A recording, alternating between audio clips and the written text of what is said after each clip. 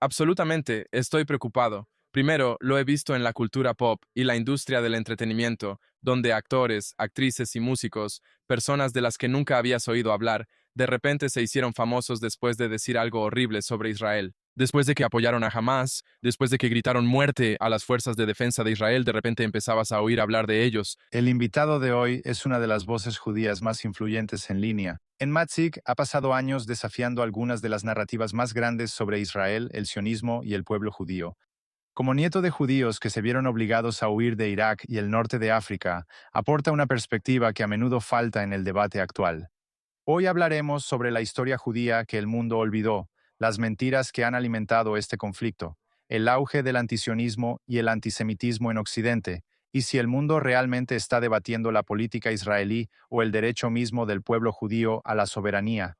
Gen, bienvenido. Muchas gracias por invitarme. Recientemente hablaste en Oxford y allí dijiste algo que de inmediato llamó mi atención. Miraste a la audiencia y dijiste, ustedes están en esta sala para debatir si mi familia vive o muere y francamente no necesito su permiso ya no más. ¿Qué quisiste decir con eso? ¿Iba dirigido a Oxford, al movimiento anti-Israel, o era algo mucho más amplio que eso? Sabes, cuando entré a la Unión de Oxford, había tanta gente usando kufilla, jóvenes, ninguno de ellos parecía de Medio Oriente. Todos parecen europeos, y la hostilidad y el odio que vi en sus ojos realmente me estremecieron. Y cuando les estaba hablando, pensaba en cómo mis abuelos no tuvieron la oportunidad de debatir. Si ellos tienen derecho a vivir en Irak y en Túnez, de donde es mi familia, si tienen derecho a su tierra, a su propiedad, a todo lo que les fue arrebatado. Y yo estaba ahí como israelí, el nieto de sobrevivientes de violencia, masacres y limpieza étnica. Y ninguno de los estudiantes en la sala se preocupa por su historia. Ninguno de los estudiantes en la sala se preocupa por los refugiados judíos del Medio Oriente. De hecho, trabajan muy duro para borrarnos. Así que me di cuenta de que esta moción que presentaron no era realmente sobre Israel, ni sobre política, ni sobre si la guerra debería terminar o si debería haber un alto al fuego. Hay un alto al fuego, pero siguen comportándose como si hubiera una guerra. Porque la verdad es que no se trata de política, se trata de la existencia de mi familia. Y si mi abuela de Irak y sus 11 hijos, una de ellos es mi mamá, tienen derecho a vivir en su tierra natal, en el único lugar que los recibió cuando todo el mundo les dio la espalda. Y no necesito su permiso porque ahora tenemos un ejército, y yo serví en ese ejército durante 5 años, y mi familia está sirviendo en él, y mis amigos también están sirviendo ahí. Somos capaces de defendernos a nosotros mismos. Y eso es lo que quise decir cuando dije que realmente no necesito su permiso. Ahora viajas por todo el mundo dando conferencias en universidades. ¿La conversación sobre Israel está empeorando o simplemente estamos viendo que las opiniones que ya existían se están volviendo más públicas? Estamos viendo las opiniones que ya estaban ahí, pero definitivamente ahora tienen mucha más difusión y más peso que antes. Cuando llegué por primera vez a Estados Unidos, trabajé en Nueva York en un campamento de verano después de mi servicio militar. Tenía 6 meses para tomarme un descanso, así que trabajé en un campamento de verano judío, y la conversación era bastante diferente en ese entonces. La gente tenía algunas críticas sobre las políticas israelíes o el gobierno, pero nada como lo que estamos viendo ahora. Luego me mudé a Seattle y viví en Seattle durante 2 años, e incluso ahí, ya sabes, es el noroeste del Pacífico, es muy liberal, muy progresista. Había algunos elementos de crítica, o, ya sabes, siendo israelí en la ciudad, sentí que a algunas personas no les caía bien, pero no era nada parecido a lo que estamos viendo hoy en las principales capitales del mundo y específicamente en los campus universitarios.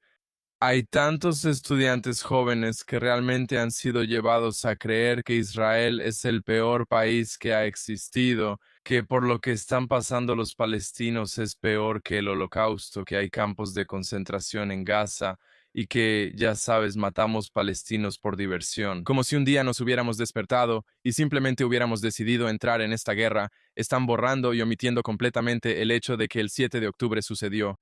Muchos de los estudiantes no saben que se tomaron rehenes. Muy seguido, cuando hablo con ellos, tengo que decirles los hechos básicos que para nosotros parecen tan obvios, pero ellos realmente no lo entienden. Cuando les cuento que mi trabajo en el ejército era ayudar a los civiles palestinos como oficial humanitario, se sorprenden. Ellos piensan que las fuerzas de defensa de Israel son un ejército brutal y que, ya sabes, simplemente decidimos matar gente porque lo disfrutamos, y por supuesto que no es así.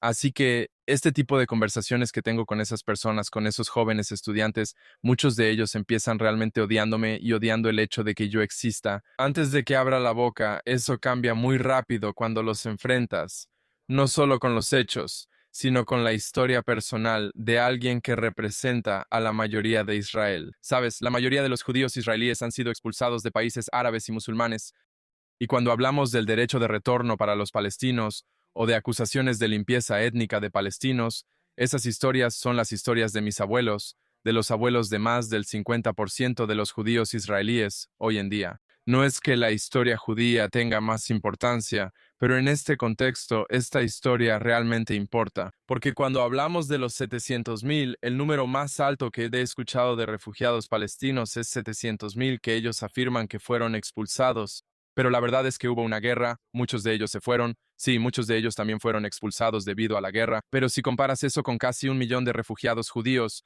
que fueron obligados a salir de todos los países de Medio Oriente y el norte de África, y la tierra que le quitaron a mi familia es igual a 5 veces el tamaño de la tierra de Israel hoy en día, hay un grupo de refugiados que fue completamente ignorado y nadie habla de ellos y nadie quiere reconocer nuestra historia porque si lo hacen toda su narrativa anti-israelí se derrumba. Así que es importante compartir las historias y los hechos, pero especialmente cuando vienen de alguien que tiene esta experiencia vivida con la que realmente no pueden discutir. ¿Crees que el conflicto se entendería de manera diferente si todos estos estudiantes aprendieran sobre los cientos de miles de judíos, como dijiste, que fueron expulsados de los países árabes junto con la historia de los refugiados palestinos? Es una pregunta interesante porque quiero decir que sí, creo que este es el elemento que falta, pero también soy lo suficientemente mayor, supongo, para saber que a muchas de esas personas realmente no les importa, e incluso si supieran los hechos, se darían la vuelta y seguirían adelante. Pero creo que estos hechos y estas historias importan, no para los que están adoctrinados o para los que realmente son antisemitas y usan el conflicto como excusa para expresar su odio hacia el Estado judío. Creo que es importante para las personas que están en el sector indeciso, las personas que no han tomado una decisión, y todo lo que escuchan es propaganda anti-israelí. Y ellos escuchan, ya sabes, ven los medios de comunicación principales en Estados Unidos, están expuestos a campañas de influencia en las redes sociales. Sabemos que Qatar, Irán, China y Rusia están atacando a Israel y a los judíos en las redes sociales. Saben que si ese se convierte en el tema que divide a los estadounidenses, entonces podrán crear más caos en Estados Unidos, al cual ya han contribuido. Así que mi objetivo, al compartir mi historia, al usar las redes sociales, al hablar en universidades y con comunidades, es llegar a esas personas que aún no están convencidas y darles un puente para que puedan regresar y ver la realidad tal como es, con la esperanza de que cambien de opinión. Y ya sabes, a través de mi trabajo en el Instituto Tel Aviv, donde soy investigador principal, de hecho, es una organización sin fines de lucro estadounidense, donde investigamos el antisemitismo en línea y tratamos de ver qué tipo de contenido realmente ayuda a las personas a cambiar de opinión. Y descubrimos que este tipo de historias humanas son mucho más capaces de cambiar la opinión de las personas, de hacerlas más comprensivas y empáticas con la narrativa israelí que los hechos. Y los números también son importantes, pero no tanto como la historia humana. Ahora, Tú a menudo dices que la historia judía en Medio Oriente no comenzó en 1948. ¿Por qué es un punto tan importante? parece que hoy en los campus universitarios, cualquier estudiante promedio al que le preguntes sobre este conflicto te dirá que la historia comenzó en 1948, que algunos judíos llegaron a esta tierra y decidieron quitársela a otro grupo de personas que vivían ahí. Y por supuesto, no es así. Y cuando les preguntas, ¿por qué empiezas? Sabes, a menudo cuando estudiantes anti-israelíes me confrontan, dicen, no empezó el 7 de octubre, y entonces les dices, ok, entonces ¿cuándo empezó? Empezó en la Intifada, empezó antes de eso, fue la masacre de Hebrón en los años 20, fue el Farhud, donde mi familia fue brutalmente atacada en Irak por ser judíos. La línea de tiempo encaja con la narrativa que están tratando de impulsar en los campus y en gran parte de los medios. Y es una narrativa que solo comienza en 1948, y si no entiendes la historia y no entiendes el contexto, y no estoy hablando de la historia de hace 3000 años, que también es relevante y sumamente importante, veo a muchas personas en línea descartándolo y diciendo, bueno, solo sigues remontándote a hace 3000 años. Sí, volvemos a los 3000 años porque es nuestra conexión indígena con la tierra. Todos están hablando de la indigeneidad hoy en día y tratando de entender cómo las personas se relacionan con una tierra. Y los judíos se relacionan con la tierra de Israel porque hemos estado ahí durante 3000 años. No es que nos hayamos ido hace 3000 años y nunca hayamos regresado ni pensado en la tierra de Israel, porque si lo hubiéramos hecho, ya sabes, si simplemente hubiéramos seguido con nuestra vida y no hubiéramos pensado en Jerusalén como lo han hecho los judíos en todos los lugares donde estuvimos, entonces no seríamos indígenas. Pero mantenemos esta relación con esta tierra. Los judíos continuamente intentan regresar a nuestra tierra ancestral. Mi familia, ya sabes, vivía en Irak antes de que fuera Irak. Vieron cómo se trazaban las fronteras de Irak cuando era Babilonia. Ellos se ven a sí mismos como judíos babilónicos. Mi abuela tenía esta foto en su sala, tenía este dibujo de personas sentadas junto a un río, y arriba decía, junto a los ríos de Babilonia, nos sentamos y lloramos, esperando regresar a Sión. Ellos se veían a sí mismos como esos judíos que han estado en Babilonia por tanto tiempo, esperando algún día regresar a Jerusalén, a Sión. Y lo mismo le pasó a mi familia en Kerba, en el norte de África. Son una de las comunidades judías más antiguas del mundo que ha sido expulsada, pero tampoco lo pensaron dos veces cuando surgió la opción de ir a Israel, porque tienen esta conexión indígena. Los judíos somos una religión, por supuesto, pero también somos un pueblo, y un pueblo con una conexión continua con nuestra tierra. Hemos rezado hacia Jerusalén, rezamos hacia Jerusalén donde sea que estemos. Tenemos prácticas agrarias que están muy específicamente relacionadas con la tierra de Israel. ¿Sabes? Cuando tomamos las 4 especies en Sukkot, no son solo 4 especies de plantas que puedes encontrar en cualquier lugar. Son específicamente plantas. Son específicamente el tipo de plantas que puedes encontrar en la tierra de Israel y las agitas hacia las 6 direcciones del viento. Y sabes, invitamos a los ángeles de la paz cada viernes a nuestro hogar para que nos bendigan. Todo esto es parte de nuestra cultura indígena que comenzó en la tierra de Israel y la seguimos manteniendo hoy en día allí, estudiando la Torá, practicando nuestra identidad, pensando en Jerusalén cuando nos casamos. Todo lo relacionado con la identidad judía gira en torno a Israel. Así que esta idea de que empezó, ya sabes que recién decidimos regresar a nuestra tierra, no comenzó en 1948, comenzó hace 3000 años. Y desde entonces hemos intentado continuamente regresar y de hecho mantuvimos la mayoría judía en la tierra de Israel incluso después de que fuimos expulsados. Así que sí, creo que por eso pienso que esa parte es realmente importante. Y sin mencionar que la gran cantidad de hallazgos arqueológicos que se han encontrado en la Tierra data de hace miles de años. Ahora, has escrito que a menudo se espera que los judíos pidan permiso simplemente para existir como un pueblo soberano. ¿Crees que la gente se siente más cómoda con los judíos como una minoría perseguida que como una nación capaz de defenderse a sí misma? Absolutamente, absolutamente. Y por eso hay tantas personas, bueno, no tantas, pero la gente se sentiría mucho más cómoda visitando un museo del Holocausto o viendo una película sobre el Holocausto o, ya sabes, pensando en los judíos después de un ataque terrorista. Después del 7 de octubre, estoy seguro de que muchos de tus espectadores judíos ahora estarían de acuerdo con eso. Tuvimos una especie de simpatía, no mucha, pero esa pequeña cantidad de simpatía que recibimos fue solo el 7 de octubre, solo en las primeras horas después de que comenzó la masacre. Y cuando vimos los cuerpos apilados, entonces tuvimos algo de simpatía, pero cuando Israel respondió, todo cambió. Y todo cambió para nosotros también en la Guerra de los 6 días. Y todo cambió para nosotros. Cada vez que Israel puede defenderse por sí mismo cuando no necesitamos a Occidente, entonces ellos se sienten mucho más incómodos con nosotros. Y creo que eso viene de muchas cosas. Creo que definitivamente está relacionado con el hecho de que hay una culpa por el Holocausto, que el mundo miró hacia otro lado. He visto periódicos de la década de los años 30 y, ya sabes, durante los peores momentos de las masacres de judíos en el Holocausto. Y la noticia sobre 1 millón de judíos siendo asesinados en los campos estaba como en la página 12 o 13 del New York Times.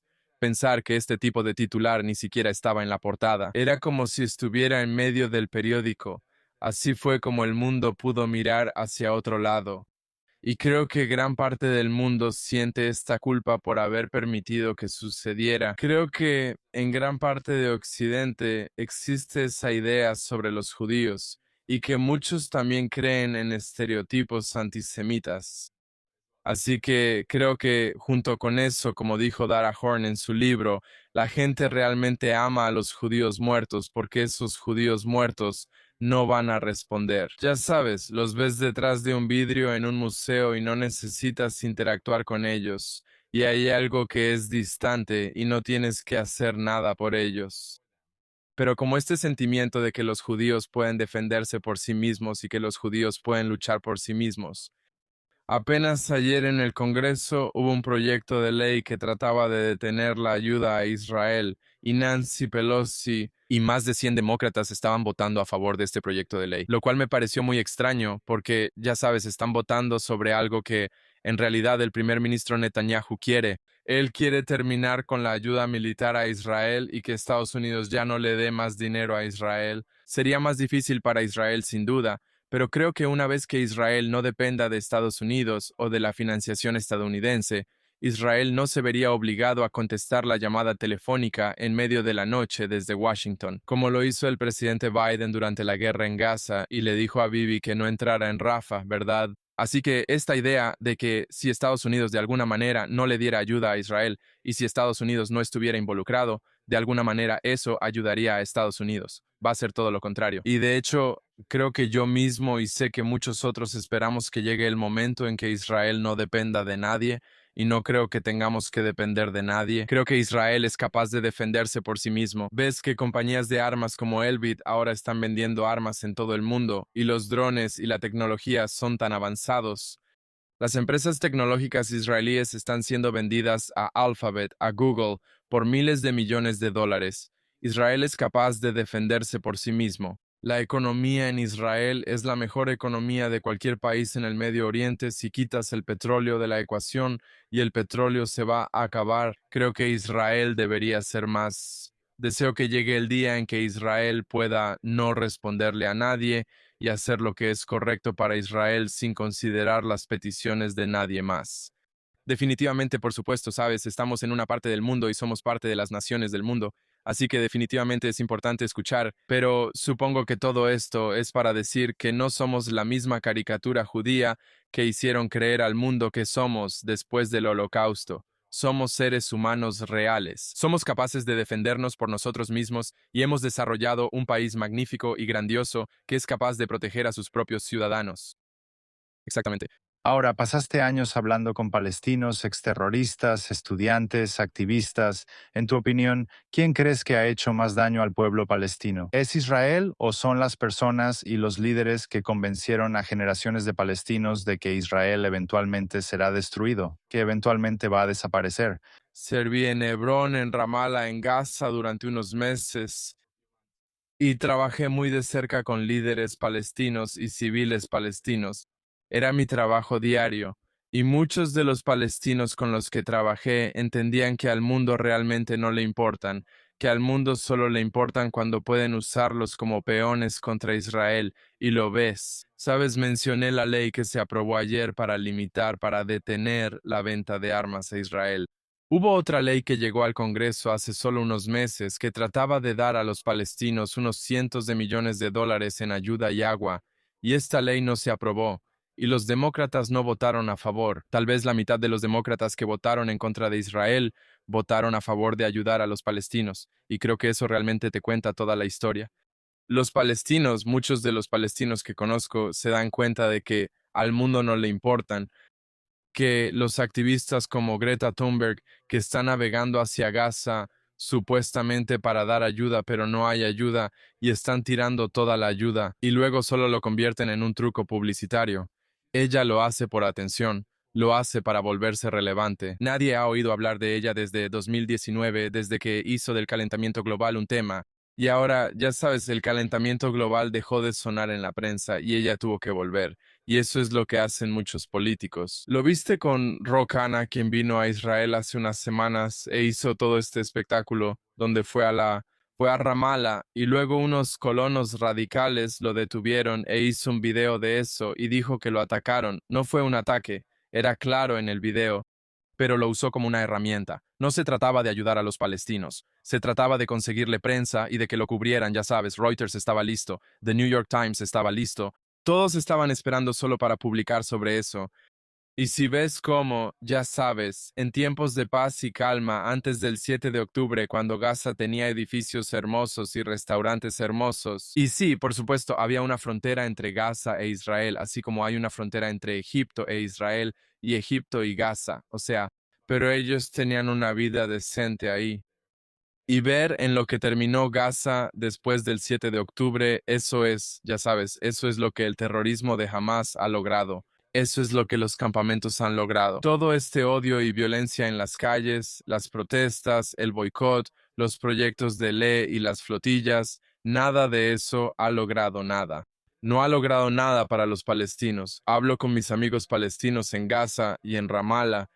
Ellos lo saben, saben que han sido utilizados y para mí realmente es desgarrador pensar que esta comunidad es realmente una víctima de cómo el mundo los usa como herramienta contra Israel. Y sé que muchos de ellos realmente entienden eso, que sí, ya sabes, podrían haber tenido paz con Israel, podrían haber tenido un país propio, podrían haber tenido una solución de dos estados, podrían haber tenido mucha más libertad y derechos si no fuera por la intervención del mundo usándolos como peones. Y Hamas, ya sabes, Hamas es otro peón extranjero de Irán y Qatar que los está usando para incitar la violencia contra Israel.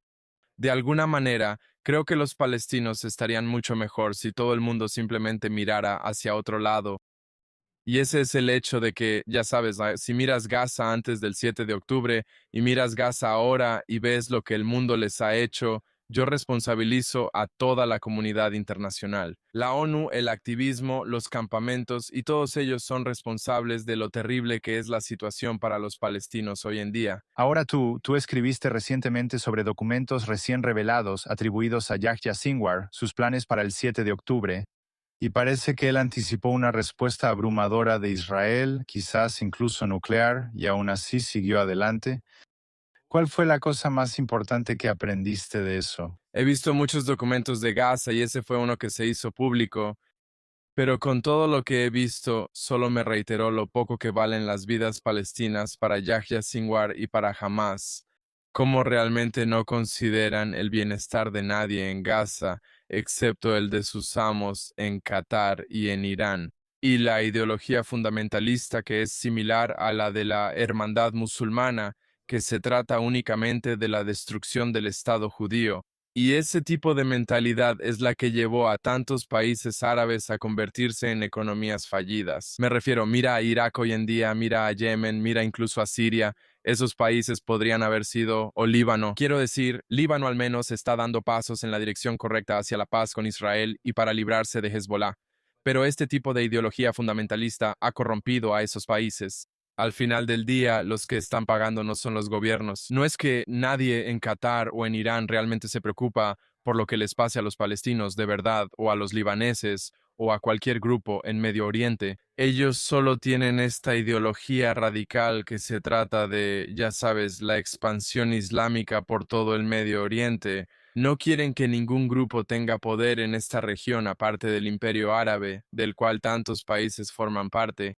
Y creo que eso es lo que llevó a la decisión de iniciar el 7 de octubre, cuando Yahya Sinwar está sentado con sus comandantes principales. Y él está escribiendo sobre el apoyo que recibió de Irán y el apoyo que recibió de Qatar, y cómo nada importa más que el objetivo divino de erradicar el Estado de Israel.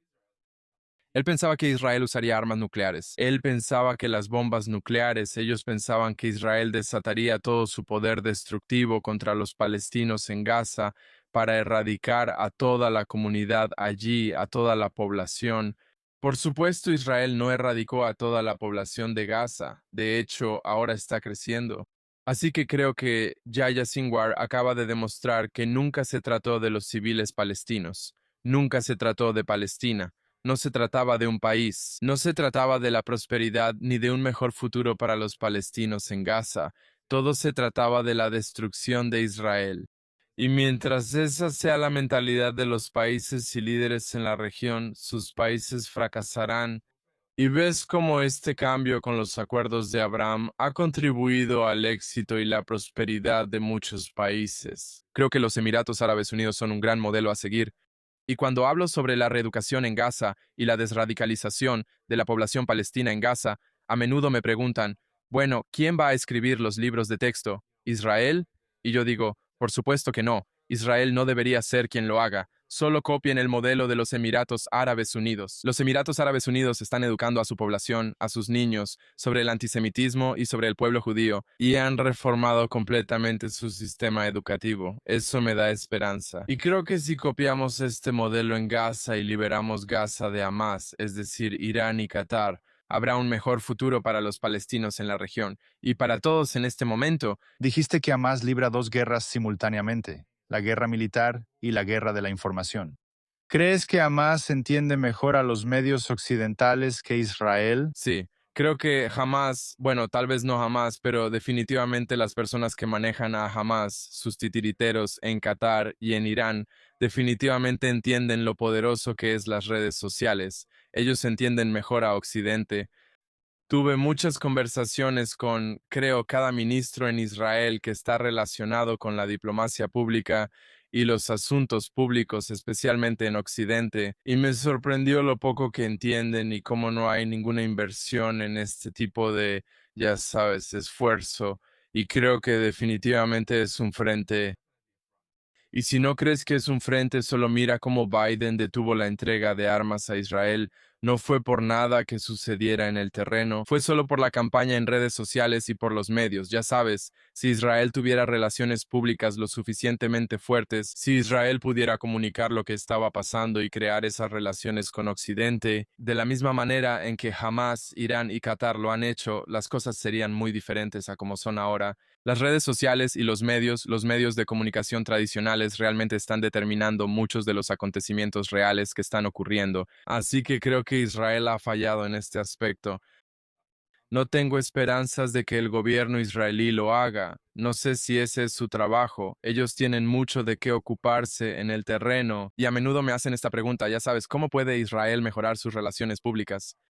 Creo que esto tiene que venir de la comunidad de la diáspora. Pienso que los judíos de todo el mundo que se preocupan por esto deben tomar una postura y pensar en cómo podemos mejorarlo. Porque, ya sabes, el modelo que está usando Qatar no es uno que funcionaría para Israel.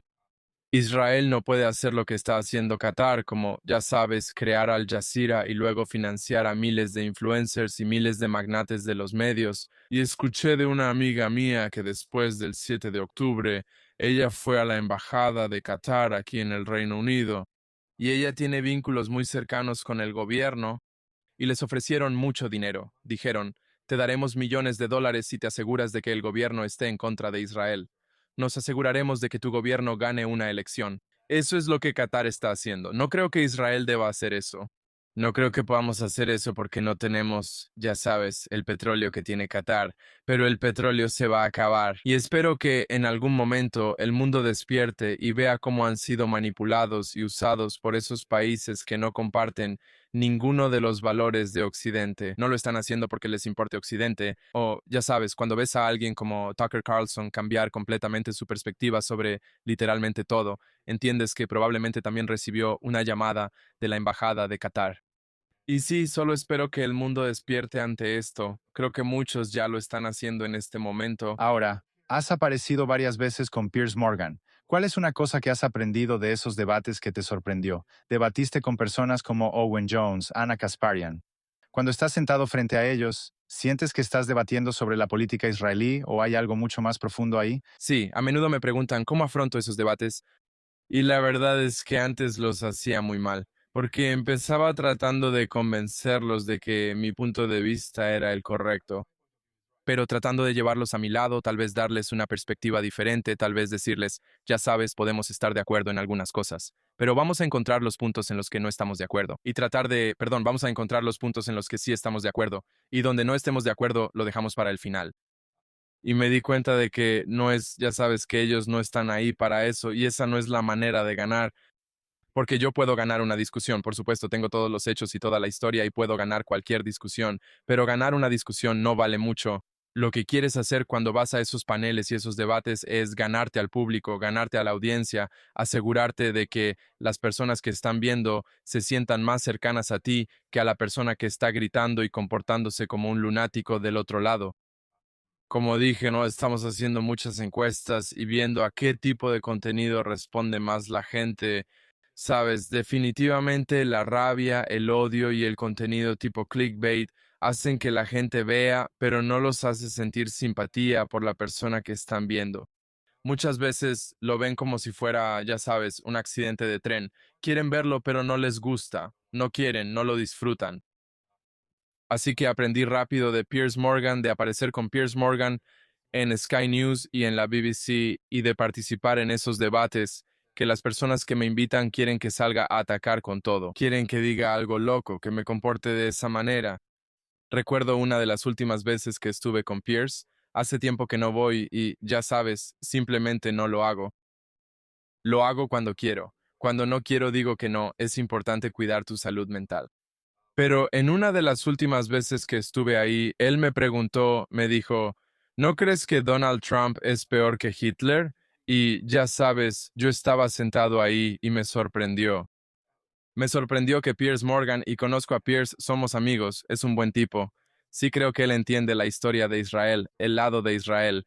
Creo que él también entiende que para monetizar en YouTube y obtener clics, tiene que presentar un punto de vista muy específico. Pero solo pensar que, ya sabes, hay un tipo judío sentado en tu estudio en Londres, me conoces, sé cuál es su postura, solo preguntar algo tan absurdo, ¿Donald Trump es peor que Hitler? Entonces, ya sabes, te enfrentas a una disyuntiva. O vas a decir, no, por supuesto, Donald Trump no mató a 6 millones de personas, así que mientras él no haya matado a 6 millones de personas, ni siquiera voy a, pero pensé que tal vez, en vez de irme por lo obvio, que es obvio, tal vez solo le devuelva la pregunta. Así que solo dije, Pierce, ¿tú crees que Donald Trump es peor que Hitler? Entonces él se confundió un poco y creo que dijo, bueno, ya sabes, no creo, no exactamente eso. Así que fue un buen momento, pero para mí fue darme cuenta de que, ya sabes, muchas veces cuando te hacen una pregunta que es una locura, no respondas la pregunta, solo desafía la manera en que está planteada. Eso para mí ha sido muy útil para no simplemente estar de acuerdo con lo que dicen, porque muchas veces cuando el presentador hace preguntas, algunas de esas preguntas son una locura, y no deberías, ya sabes, no deberías estar de acuerdo en que se haga una pregunta loca. Puedes cuestionar la pregunta en sí. Sí, parece que están tratando de obtener algunas frases llamativas, obviamente, como dijiste. Más clics, más vistas. Y el programa de Piers Morgan gira totalmente en torno a la controversia. Sí, pero tú has escrito extensamente sobre Zoran Mamdani. ¿Por qué crees que su ascenso importa mucho más allá de la ciudad de Nueva York? Has argumentado que el antisionismo está pasando de los campus universitarios a cargos electos. ¿Crees que ya hemos cruzado esa línea? Sí, creo que Zoran Mamdani tiene una gran influencia, y creo que nos está diciendo mucho el hecho de que ganó y el hecho de que fuera tan popular nos dice mucho sobre la época en la que vivimos. También me sorprendió ver la cantidad de neoyorquinos judíos que votaron por él, lo que también te dice que o no saben sobre las partes antisemitas de su campaña y las acciones de su familia, su esposa y su mamá, o si lo saben y simplemente miran hacia otro lado, lo cual también es preocupante. Creo que el ascenso de Zoran Mamdani solo te recuerda que las tendencias y la vanidad funcionan y atraen a la gente. Él les prometió. Hizo promesas vacías. No va a haber supermercados gratis ni, ya sabes, autobuses gratis en Nueva York. Eso no va a pasar. Pero hizo esas promesas porque sabía que eso llegaría a la gente, y está bien mentir cuando intentas ganar, y el hecho de que varios de sus candidatos también ganaron las elecciones locales en la zona también es preocupante. Eso te dice lo fuerte que es la propaganda y las redes sociales en línea, y lo susceptibles que son los jóvenes a seguir promesas vacías y mentiras. Todo por el simple hecho de sentir que son parte de algo, que pertenecen a algo. Creo que hay mucha soledad entre los jóvenes hoy en día y no sienten que pertenezcan a nada. Por eso sienten que tienen que cambiar, que tienen que comportarse de cierta manera, que tienen que decir ciertas cosas. Y creo que aquí es donde el enfoque populista de Zora Mamdani está funcionando. Quiero decir, también es por eso que el movimiento por una Palestina libre es tan populista y está recibiendo tanta adhesión y apoyo porque muchas de esas personas sienten que nunca han sido parte de nada. Por una vez, sienten que son parte de algo y que realmente están haciendo algo que importa. Y crean comunidades y realmente gritan en las calles como todos somos palestinos. Y obviamente no lo son. Pero se compraron la idea de que van a ser parte de algo. Creo que eso es lo que Mamdani está vendiendo. Así que sí, escribí mucho sobre él y sobre esta tendencia en mi Substack. Es porque creo que estamos en una época en la que hay muchos cambios y muchos de ellos no son positivos, y estoy muy preocupado.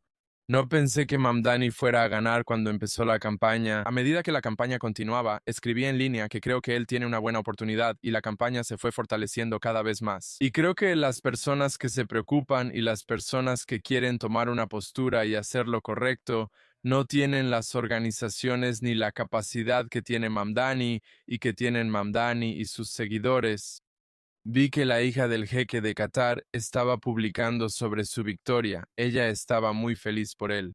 Sabemos que su mamá, la mamá de Mamdani, estaba recibiendo dinero de Qatar. Sabemos que su esposa tiene vínculos con Qatar. Así que todo esto es para decir que yo creo que hay una máquina muy bien financiada y petrolera que sigue funcionando y sigue operando. Y me preocupa que no estamos haciendo lo suficiente para contrarrestarla o para ofrecer una alternativa a los jóvenes que están perdidos. Ahora, Uno de los debates más grandes esta semana no fue sobre Gaza o Irán, fue sobre la visita de Cleviculier a Israel.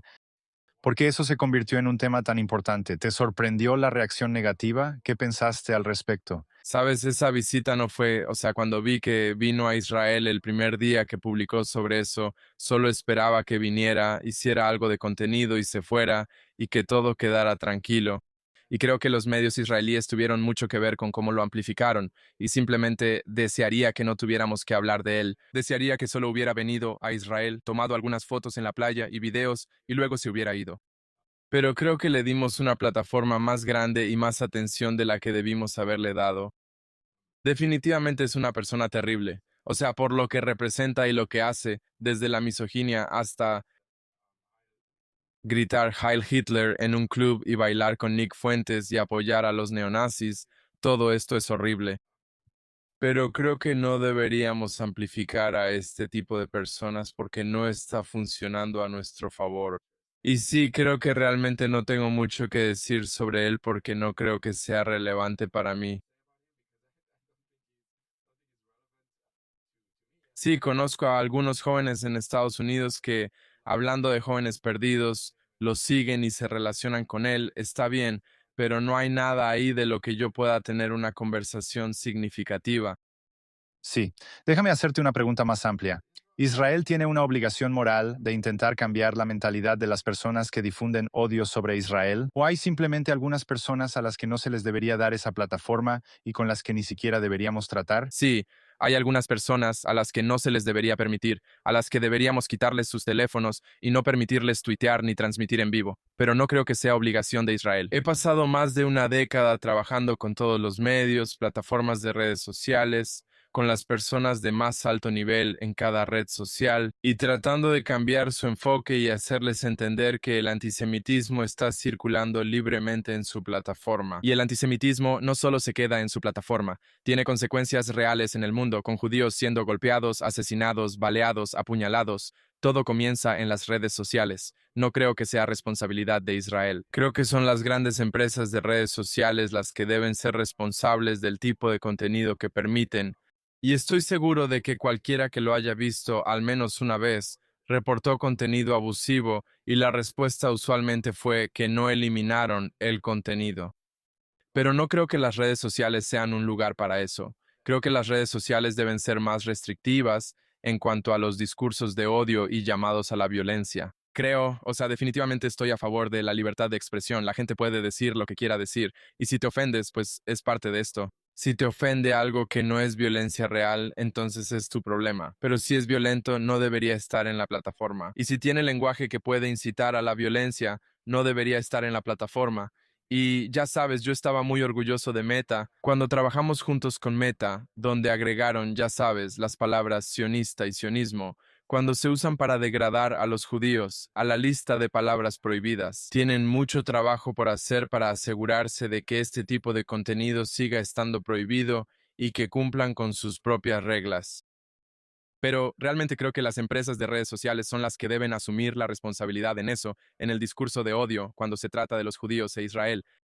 Y de nuevo, simplemente por lo letal que es este tipo de discurso de odio para nosotros y cómo somos nosotros los que estamos pagando el precio con nuestras vidas. Y no deberíamos esperar a que haya un conteo de víctimas para hacer algo. Así que sí, y quiero decir Israel debería asegurarse de que la información sea más accesible. Israel debería, ya sabes, sacar contenido que sea verificable y compartirlo.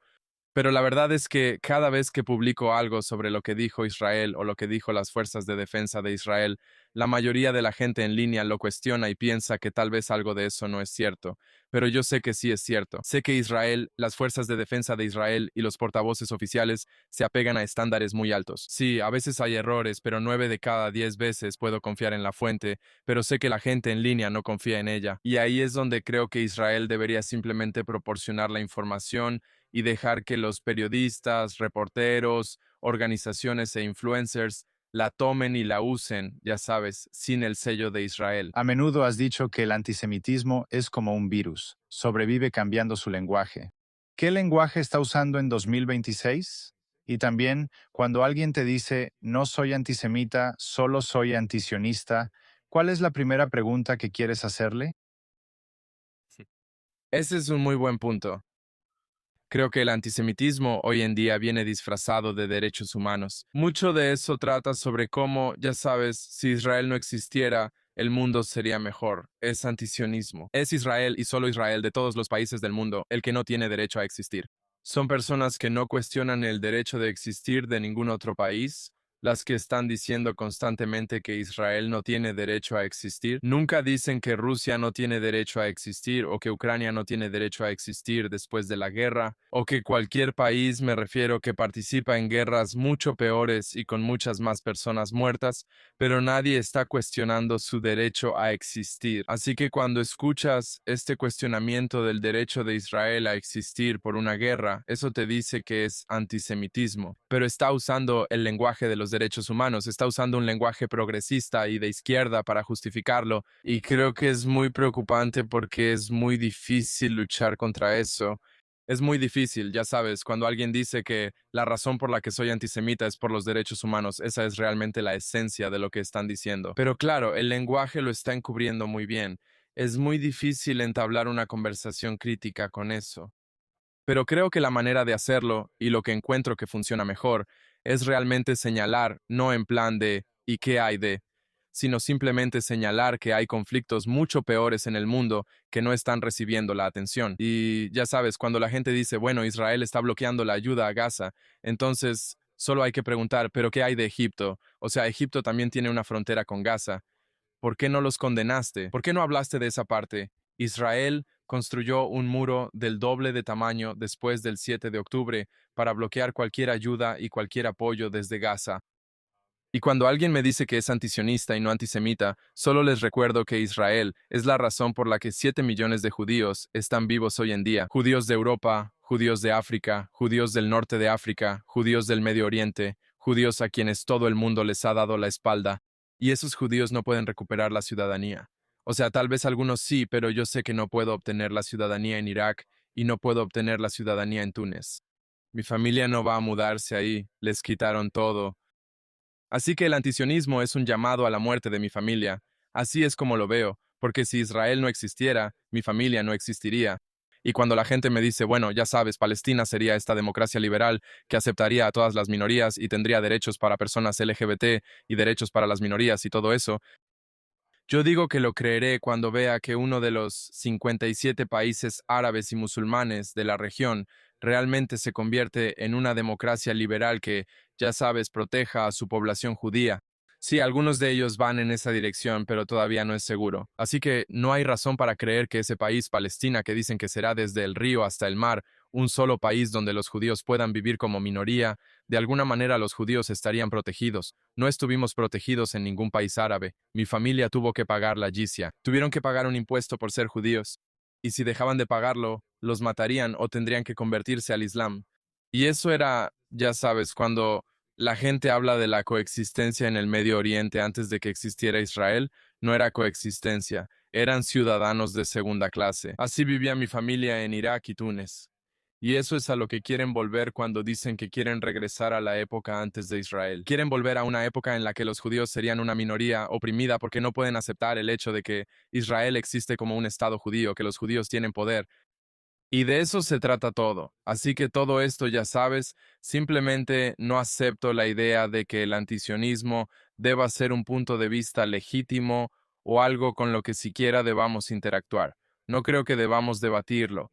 Israel existe y punto. Y si la gente no lo acepta, ya sabes, si alguien es antisionista, entonces está en contra de la existencia de 7 millones de judíos. Quieren que a 7 millones de judíos se les quite su ciudadanía y sean asesinados. Y eso no va a pasar, nada de eso va a pasar. Entonces, ¿por qué estamos perdiendo el tiempo hablando de eso? No somos solo nosotros, pero me refiero en general. ¿Por qué el antisionismo es un tema de conversación tan importante para tantas de esas personas? Creo que lo hacen solo para que nosotros entremos en el tema, para que le demos mérito a esta idea de que tal vez Israel algún día no exista. Israel está aquí para existir, va a seguir existiendo. Y no importa lo que diga un estudiante en Columbia o Owen Jones o quien sea en el programa de Piers Morgan hoy, pueden seguir gritando. Eso es lo que hacen los bebés, ¿sabes? Pero no puedes darles lo que quieren. Tienes que enseñarle a tu hijo que, aunque esté molesto, tiene que aprender que no puede conseguir todo lo que quiere. Sí. Ahora, una de tus ideas más provocadoras es que el antisemitismo en 2026 ya no se trata solo de odio, se ha convertido en un blindaje político. Tú argumentas que hoy en día alguien puede ser acusado de antisemitismo y en realidad volverse más fuerte políticamente. ¿Cómo llegamos a este punto y te preocupa las futuras administraciones en Estados Unidos, en Europa y en todo el mundo? Sí, absolutamente. Estoy preocupado. He visto este patrón con tantos. Primero, lo he visto en la cultura pop y la industria del entretenimiento, donde actores, actrices y músicos, personas de las que nunca habías oído hablar, de repente se hicieron famosos después de decir algo horrible sobre Israel. Después de que dijeron, ya sabes, después de que apoyaron a Hamas, después de que gritaron muerte a las fuerzas de defensa de Israel, de repente empezabas a oír hablar de ellos. Aprendías sobre NECAP. Nadie sabía quién era NECAP. Es esta banda irlandesa que estuvo en Coachella pidiendo la muerte de Israel o coreando Palestina libre, lo que sea que estuvieran diciendo, pero nadie había oído hablar de ellos. Y luego vi que después de hacer esto salieron en los titulares y de hecho agotaron las entradas para sus shows. Y pasó lo mismo con Bob Dylan, que fue a Glastonbury, el primer festival de música aquí en el Reino Unido, donde corearon muerte a las fuerzas de defensa de Israel. Y luego, otra vez, una banda de la que nadie había oído hablar se volvió tan popular y empezó a recibir tanta atención. Lo he visto con Susan Sarandon, la actriz que pensé que su carrera había terminado, y ella dijo algo como que los judíos finalmente están viviendo en carne propia lo que los musulmanes han estado viviendo. Y luego volvió a ser famosa, y encabezó Coachella con Sabrina Carpenter. Así que he visto esta tendencia en el mundo del entretenimiento. Y luego me di cuenta de que esta es la misma tendencia que está ocurriendo en la política hoy en día. Nadie había oído hablar de Rokan. O sea, sí habíamos oído hablar de Rokan como político, pero no tenía el tipo de atención generalizada que obtuvo desde que fue a Israel e hizo todo este acto en Cisjordania. De hecho, era un demócrata pro-Israel antes de hacer esto. Luego fue e hizo todo este truco y recibió mucha atención y ganó mucha relevancia y la gente empezó a prestarle atención. Pasó con políticos aquí en el Reino Unido, como Sara Sultana y Zach Polensky, el líder del Partido Verde, que es judío. Él ha sido vehementemente anti-Israel y ha hecho declaraciones horribles y antisemitas. Y se volvió cada vez más popular en las encuestas. Parece que ser anti-Israel hoy en día es muy similar a poner un cuadro negro en tu perfil durante el movimiento BLM, Black Lives Matter, o ya sabes, o usar el hashtag #MeToo durante la campaña MeToo. Es una forma de obtener algo de popularidad y atención haciendo esto, sumándote al pensamiento de grupo y a la turba y recibiendo algo de interacción y apoyo. La buena noticia es que, al igual que el movimiento Me Too y el cuadro negro de Black Lives Matter, esto se utiliza. Hubo tendencias y hay tendencias que, aunque hablamos de ellas hoy, la gente ya las ha dejado atrás. Y claro, no me refiero a dejar de hablar sobre el racismo. Y es importante luchar contra el racismo, y es importante luchar contra la violación y contra las agresiones sexuales, 100%. Pero las tendencias en sí mismas ya pasaron. Y creo que esto es lo que va a pasar con el movimiento de Palestina Libre. Realmente espero que sí, que la gente simplemente se canse de odiar tanto a Israel y sería algo de lo que hablaríamos y que luego veríamos en retrospectiva. Pero hoy en día es simplemente la manera más fácil de volverse popular, es la manera más fácil de borrar los errores que has cometido. Quiero decir, la cantante Lizzo fue acusada de agresión sexual. Supuestamente, hubo denuncias de agresiones sexuales y o comentarios sexuales y humillación corporal hacia sus bailarinas o su equipo. Y ella fue, ya sabes, completamente cancelada. Y su manera de regresar fue hacer un video sobre, entre comillas, el genocidio en Gaza. Y de repente va a lanzar un álbum. Así que no solo te hace popular de nuevo, también ayuda a que la gente regrese después de ser cancelada. Y por eso es tan peligroso. Pero sí, como dije, realmente espero que esta tendencia pase porque eso es lo que hacen las tendencias. Sabes, llegan, es algo de lo que hablamos un poco, pero luego la gente simplemente sigue adelante. Y quiero agradecerte por tu tiempo. Realmente disfruté esta conversación. Me alegra que finalmente hayamos podido hacerlo realidad. Y sé que tienes una fuerte presencia en redes sociales, pero si alguien no te está siguiendo, ¿cómo pueden seguirte tu Substack? Y si tienes un mensaje final para nosotros, El micrófono es tuyo. Muchas gracias. Gracias por invitarme. Puedes seguirme en cualquier plataforma de redes sociales, Gen Mazik. También tengo un canal de YouTube, Gen Mazik, y tengo un programa llamado Y Bajo Judío allí. En Substack es donde escribo textos largos, pensamientos e ideas que son desafiantes e interesantes, eso espero. Y una última palabra, palabras finales. Sabes, hay una frase que escribí hace 5 o 6 años en Twitter que se volvió viral y sigue regresando todo el tiempo, pero se trata de cómo prometo amar ser judío 10 veces más de lo que cualquiera me odia por serlo, y eso es algo que llevo conmigo todo el tiempo. Sabes, no importa cuánto nos odien las personas, no importa lo difícil que sea ser judío, apoyar a Israel en este momento o ser sionista en este momento.